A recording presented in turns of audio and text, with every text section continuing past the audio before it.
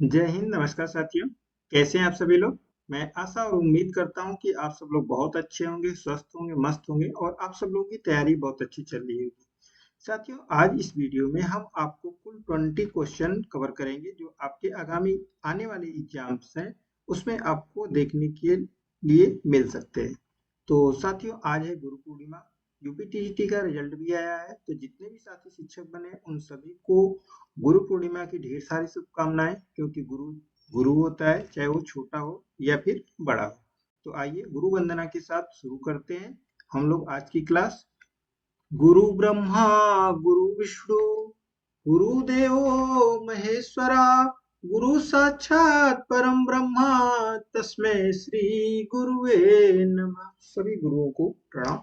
ठीक है, आइए शुरू करते हैं आज की क्लास हम। ठीक है, क्वेश्चन नंबर फर्स्ट है, व्यक्ति को घायल करने के उद्देश्य से किए गए व्यवहार को किस रूप में परिभाषित किया जाता है। Behaviour aim at injuring another person is defined as. आक्रामकता के रूप में, चिंता, टेंशन या फिर तनाव। इंग्लिश में भी आप देख सकते हैं। ठीक है, अग्रेशन, एंजाइटी, टेंशन या फिर स्ट्रेस। तो किसी व्यक्ति को घायल करने का जो मेन उसका उद्देश्य, ठीक है, घायल करने के क्या है उद्देश्य के थ्रू व्यक्ति को के व्यवहार को परिभाषित किया जाता है। किसके रूप में? अगर घायल करेगा तो स्वाभाविक सी बात है कि अग्रेशन होगा ही होगा। ठीक है, तो aggression is a right answer हो जाएगा। ठीक है साथियों, नेक्स्ट क्वेश्चन है,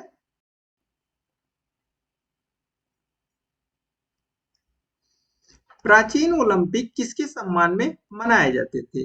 the ancient Olympic were celebrated in whole honour, whose honour, Zeus, Poseidon, Apollo या फिर नन ऑफ द एबव। तो प्राचीन ओलंपिक किसके सम्मान में मनाए जाते थे? तो जीएस के सम्मान में मनाए जाते थे प्राचीन ओलंपिक। सबको मालूम होगा, इजी क्वेश्चन है बट इंपॉर्टेंट है। नेक्स्ट क्वेश्चन है कि किस ओलंपिक में पैरियो ब्राइन ने शॉट पुट में गोल्ड जीता था। In which Olympic did Parry O'Brien win gold in shot put. ठीक है, पैरियो ब्राइन किसकी टेक्निक है? तो ये शॉट पुट की एक टेक्निक है, पूछा जाता है क्वेश्चन। ठीक है, पैरियो ब्राइन के ही नाम पे शॉट पुट जो इवेंट गेम है उसके नाम पर एक तकनीक है। तो 1948 या 1952, 1956 या 1960। तो पैरियो ब्राइन ने 1952 हेलेंसिकी ओलंपिक में क्या जीता था? गोल्ड जीता था। उन्हीं के नाम पे ये पैरियो ब्राइन टेक्निक है। वैसे शॉर्ट पुट से क्वेश्चन हमेशा पूछे जाते हैं आपके एग्जाम्स में। एंड नेक्स्ट क्वेश्चन है साथियों कि 2028 ग्रीष्मकालीन ओलंपिक के आयोजन के लिए निर्धारित स्थल कौन सा है। Which is the venue scheduled for the 2028 Summer Olympic? Los Angeles, Rome, Delhi या फिर लंदन। तो 2028 के जो गेम्स होने वाले हैं वो कहाँ पे होने वाले हैं? तो लॉस एंजल्स में होने वाले हैं ये गेम। अब जो ये गेम होने वाले हैं कब से कब होने वाले हैं? तो 14 जुलाई। कब से? 14 जुलाई से लेकर के और 30 जुलाई तक 2028 में ये गेम होने वाले हैं। ठीक है, नेक्स्ट क्वेश्चन है साथियों, निम्नलिखित में से कौन सा एक अंतरराष्ट्रीय खेल संगठन नहीं है। जब भी नहीं की बात आए तो समझ जाइएगा कि क्या है, एक ऑप्शन गलत है उसमें, बाकी 3 ऑप्शन तो सही है। Which of the following is not an international sport organization. IOC, IOA, FILA या फिर फीबा। तो इसमें क्या पूछा गया है? इंटरनेशनल संगठन नहीं है, ऑर्गेनाइजेशन नहीं है। तो आईओसी जानते ही होंगे आप सभी लोग, इंटरनेशनल ओलंपिक कमेटी। ठीक है, आईओए क्या है? ये इंडियन ओलंपिक एसोसिएशन। ठीक है, फिला किसकी है? रेसलिंग की। और फीबा किसकी है? तो ये बास्केटबॉल की। ठीक है, फेडरेशन है।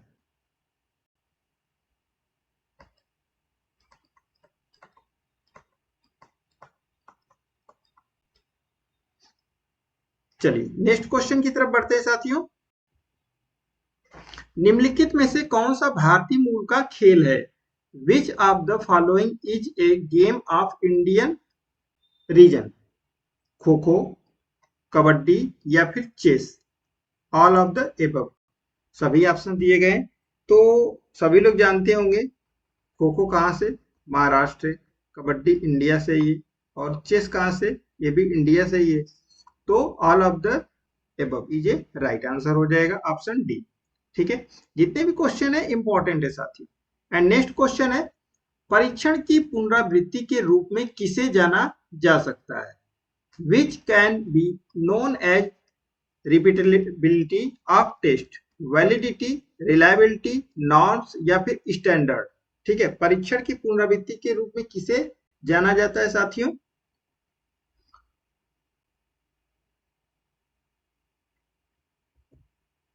तो यहाँ पे बात हो रही किसकी, रिलायबिलिटी की।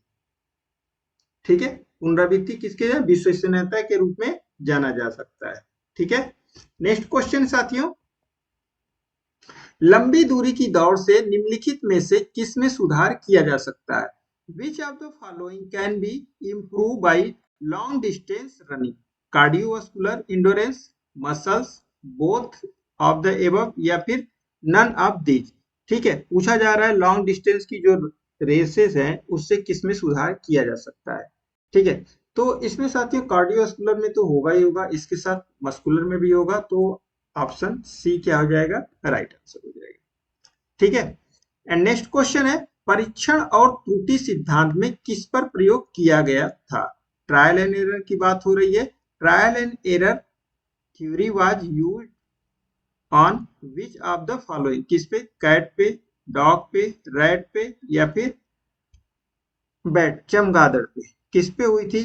थॉर्नडाइक ने किया था ट्रायल एंड एरर। हम गलतियों से ही सीखते हैं हमेशा, जब भी कोई चीजें गलत होती है सही होती है तो उसी से हम सीखते हैं। तो ट्रायल और एरर सिद्धांत ये दिया था किसने, ये ईएल थॉर्नडाइक ने। और किस पे प्रयोग किया था तो ये बिल्ली पे। ठीक है, नेक्स्ट क्वेश्चन है, निम्नलिखित में से कौन कठोर, मस्कुलर और मोटी चमड़ी वाली विशेषताओं वाले व्यक्ति के रूप में जाना जाता है? Who among the following is known as a person having throat muscular and thick thickness features? Ectomorphic, mesomorphic, endomorphic या फिर मेलेनोकोलिक? ठीक है, तो बात यहाँ पे क्या हो रही है, निम्नलिखित में से कौन कठोर और मस्कुलर? ठीक है, जिसके पास क्या है, उसकी बॉडी मजबूत हो, मोटी हो, चौड़ी हो, कठोर हो, तो ऐसे व्यक्ति के रूप में क्या जाना जाता है? तो मेसोमॉर्फिक क्या हो जाएगा, राइट आंसर हो जाएगा इस क्वेश्चन का। ठीक है, एक्टोमॉर्फिक में क्या होता है, लंबे होते हैं। और एंडोमॉर्फिक में क्या होते हैं, तो मोटे होते हैं, छोटे होते हैं हाइट में। एंड नेक्स्ट क्वेश्चन है, रणजी ट्रॉफी की शुरुआत कब हुई थी? पूछा जा रहा है क्वेश्चन में क्या, when was Ranji trophy started? 1931, 1934, 1936 या फिर 1939? तो साथियों रणजी ट्रॉफी की जो शुरुआत हुई थी ये 1934 में ये हुई थी। ठीक ना, राइट आंसर हो जाएगा 1934। ओके, एंड नेक्स्ट क्वेश्चन है, फील्ड हॉकी में मध्यांतर अंतराल कितनी देर का होता है? पूछा जा रहा है। What is the length of half time interval in field hockey? 2 minute का, 5 मिनट का, 10 मिनट का या फिर 15 मिनट का? तो यहाँ पे किसकी बात हो रही है, इंटरवल की, हाफ टाइम की बात हो रही है। तो हाफ टाइम होता है कुल कितने मिनट का?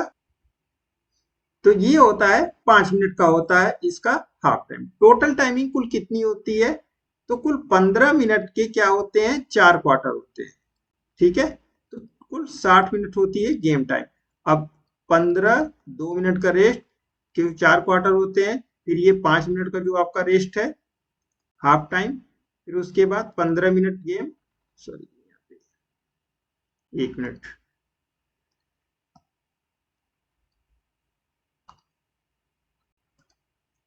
15, 2, 15, फिर उसके बाद 5 मिनट का रेस्ट, ये हो जाएगा मध्यांतर जिसको कहा जाता है।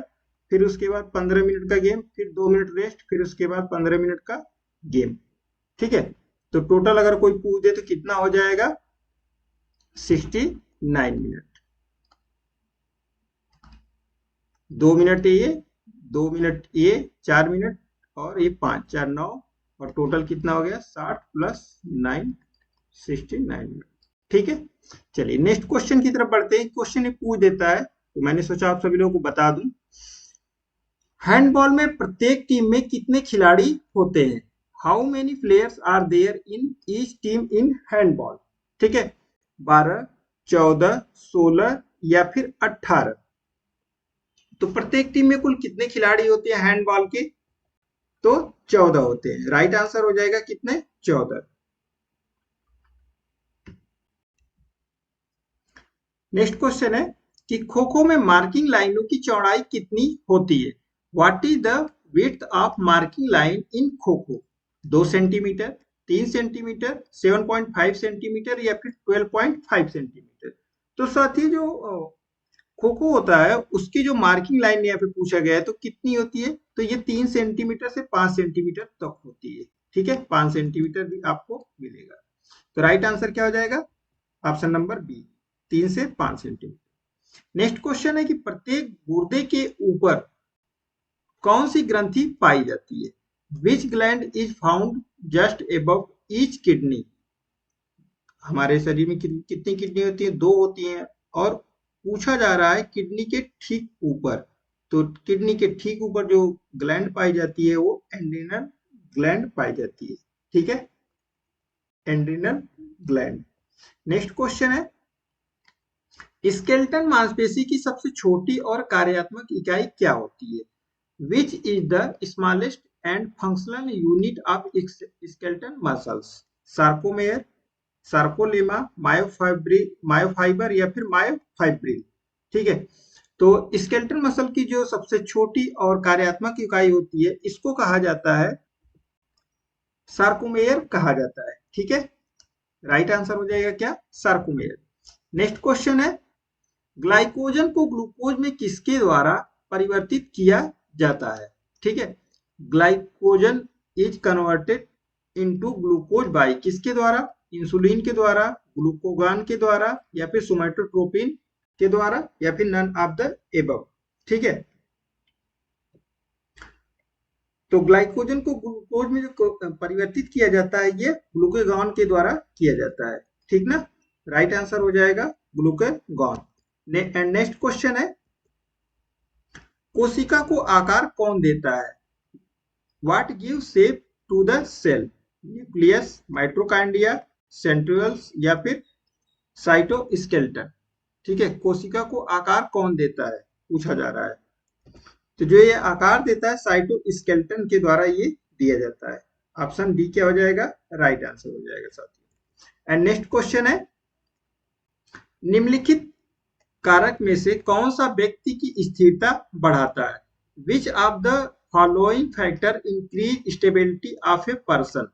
ठीक है, low weight, low centre of gravity, overweight या फिर ऑल ऑफ द एबव? या फिर किसकी बात हो रही, स्थिरता, स्टेबिलिटी की बात हो रही है कि कौन से व्यक्ति की स्थिरता सबसे ज्यादा रहेगी? तो जिसका वजन कम है, या फिर जिसका गुरुत्वाकर्षण नीचे है, या फिर जिसका अधिक वेट है?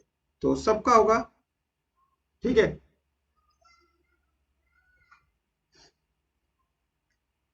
कम वजन वाले का भी होगा, जिसका सेंटर ऑफ ग्रेविटी गुरुत्वाकर्षण के नीचे रहेगा, या जिसका भार, जिसका वेट, जिसका बेस नीचे ज्यादा चौड़ा रहेगा उसका होगा। तो ऑप्शन डी क्या हो जाएगा, राइट आंसर हो जाएगा। एंड नेक्स्ट क्वेश्चन है, कोणीय वेग किसके द्वारा दर्शाया जाता है? Angular velocity is represented by alpha के द्वारा, बीटा के द्वारा, डेल्टा के द्वारा या फिर ओमेगा के द्वारा? किसके द्वारा उसके वेग को दर्शाया जाता है? तो साथियों इस क्वेश्चन का आंसर आप सभी लोग कमेंट बॉक्स में देंगे। ठीक है, मिलते हैं जल्दी एक न्यू वीडियो के साथ। तब तक आप सभी लोग अपनी तैयारी करते रहिए, स्वस्थ रहिए, मस्त रहिए। ठीक है, हम आपके लिए जितना भी हो सकता है नए नए क्वेश्चन आपके एग्जाम से रिलेटेड लेकर के आते रहेंगे। ठीक है, मिलते हैं जल्दी एक न्यू वीडियो के साथ। तब तक आप सभी लोग स्वस्थ रहिए, मस्त रहिए और चैनल पे नए हैं तो प्लीज चैनल को जरूर सब्सक्राइब करें साथियों। Thanks for watching. Bye bye, take care, love you all.